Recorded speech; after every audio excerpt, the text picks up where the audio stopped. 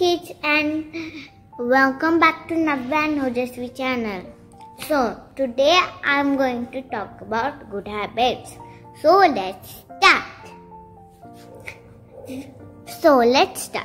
The good habits are: we should cover our mouth while sneezing. We should never spit on the floor or on the road. We should not break our toys. We should take care of them. We should respect our elders and love our elders.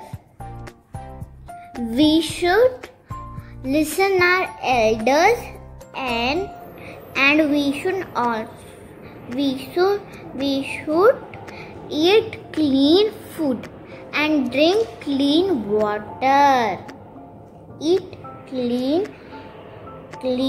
food and water.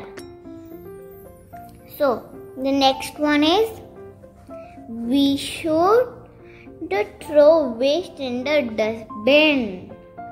We should throw the garbage in.